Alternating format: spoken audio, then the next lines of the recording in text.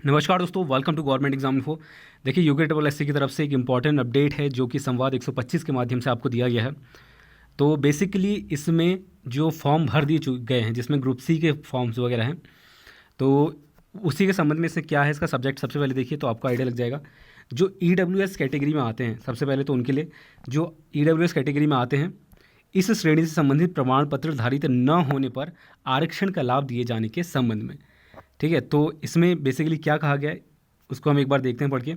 इसमें कहा गया है कि अवगत कराना है कि उत्तराखंड अधीनस्थ सेवा चयनालय को बेरोजगार संघ और विभिन्न अभ्यर्थियों द्वारा यह प्रार्थना पत्र दिया गया है कि आयोग द्वारा विज्ञापित 746 पदों, जो कि कनिष्ठ सहायक है ग्रुप सी का, और डाटा एंट्री ऑपरेटर और अन्य पोस्ट है इसमें, तो कुछ अभ्यर्थियों द्वारा आवेदन पत्र भरते समय ईडब्ल्यूएस श्रेणी के आरक्षण का विकल्प चुना गया था। यानी कि उसमें ऑप्शन मिलता है कि जनरल है, ईडब्ल्यूएस है, या SC/ST है, OBC है, जो भी है, तो उसका ऑप्शन ईडब्ल्यूएस जिन लोगों ने चुना है किंतु तहसील कार्यालय में उनके प्रमाण पत्र नहीं बन सके हैं या नवीनीकरण नहीं हो सके हैं डेट से पहले, जब तक इसमें बताया गया, आगे हम पढ़ते हैं उसमें आपको समझ में आएगा। तो ऐसे में इन अभ्यर्थियों को ईडब्ल्यूएस श्रेणी का लाभ दिया जाए, ऐसा मांग की जा रही है कुछ कैंडिडेट्स द्वारा और बेरोजगार संघ द्वारा। इस संबंध में अभ्यर्थियों को सूचित करना है कि किसी भी आरक्षण का लाभ लेने के लिए आवेदक अभ्यर्थी को आवेदन पत्र की अंतिम तिथि तक, ये चीज़ मैंने पहले बताया है, जो लास्ट डेट होता है उस तिथि तक उस श्रेणी के आरक्षण का विधिक प्रमाण पत्र धारक होना आवश्यक है। उस डेट तक वो वैलिड होना चाहिए। एक्सपायर्ड है तो आप उसको कह सकते हैं, आप उसका यूज़ नहीं कर सकते, और यूज़ करते हैं तो इनवैलिड माना जाएगा। तो उससे पहले उस तिथि तक अगर वैलिड था तो कोई प्रॉब्लम नहीं है। अगर मान लीजिए वो एक्सपायर्ड था फिर भी आपने उसका यूज़ कर लिया है तो प्रॉब्लम है। ठीक है, तो ये चीज़ आप ध्यान रखिएगा आने वाले किसी भी वैकेंसीज़ की अगर बात करें, वरना आप जनरल से सीधे भर सकते हैं, कोई दिक्कत नहीं है। ज़्यादा कट ऑफ का अंतर नहीं होता है वैसे ईडब्ल्यूएस में, फ़र्क नहीं पड़ता है, जनरल थोड़ा बहुत रहता है।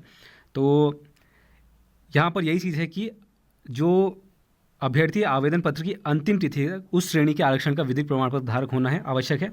उसके बिना संबंधित आरक्षित श्रेणी का लाभ अभ्यर्थियों को दिया जाना संभव नहीं है, क्योंकि इससे कोई भी अभ्यर्थी आरक्षण की मांग कर सकता है, जो कि जाहिर सी बात है।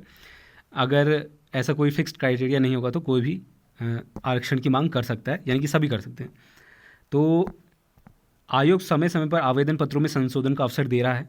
ठीक, तो आने वाले समय भी आपको देखने को मिलेगा। कुछ वैकेंसीज़ है जैसे वन दरोगा वालों के लिए भी देखने को मिलेगा, इसकी बात भी गई थी, और इसमें भी शायद आपको देखने को मिले ग्रुप सी की पोस्ट में। तो अगर आपने ऑलरेडी ऐसी गलती कर दी है और आपका एक्सपायर्ड था, आपने डाल दिया उसको, तो इसमें ऑप्शन दिया गया कि ऐसे अभ्यर्थी द्वारा यदि आरक्षण का विवरण त्रुटिपूर्ण भर दिया गया है, जो कि मैं कह रहा हूँ कि ईडब्ल्यूएस आपका गलत था या एक्सपायर्ड था और वो आपने भर दिया, तो वे संशोधन के समय ईडब्ल्यूएस श्रेणी से सामान्य या अन्य श्रेणी का विकल्प चुन सकते हैं। ठीक है, तो आप सामान्य या अन्य श्रेणी का चुन सकते हैं, यानी कि अगर जनरल से थे और आपने ईडब्ल्यूएस बनाया था तो आप सामान्य का ऑप्शन चूज़ कर सकते हैं, या फिर अन्य कैटेगरी के तो आप चूज़ कर सकते हैं, जिससे उनके आवेदन पत्र त्रुटिपूर्ण ना रहे, यानी कि कोई आगे आपको प्रॉब्लम नहीं। अतः सभी अभ्यर्थियों से अपेक्षा की जाती है कि वे संशोधन का अवसर दिए जाते समय इसका लाभ लें और ऐसी सभी त्रुटिपूर्ण प्रविष्टियों को समय अंतर्गत ठीक कर लें। आप समझ गए होंगे, इसमें कोई भी आपको डाउट नहीं होना चाहिए। अगर आपने ईडब्ल्यूएस का ऑप्शन चूज़ किया था, आपके पास सर्टिफिकेट नहीं है, उस डेट तक का वैलिड सर्टिफिकेट नहीं था, रिन्यू भी नहीं हो पाया, तो इस केस में आपको जो है जनरल चूज़ कर लेना है जब भी आपको मौका मिले, तो वरना आगे आपको दिक्कत हो सकती है। कोई डाउट है तो नीचे कमेंट करके आप पूछ सकते हैं। तो बस आज के लिए इतना ही इंपॉर्टेंट अपडेट था, तो इसको सभी के साथ शेयर कर दीजिए। तब तक के लिए धन्यवाद, मिलते हैं आपसे अगले वीडियो में। Stay home, stay safe.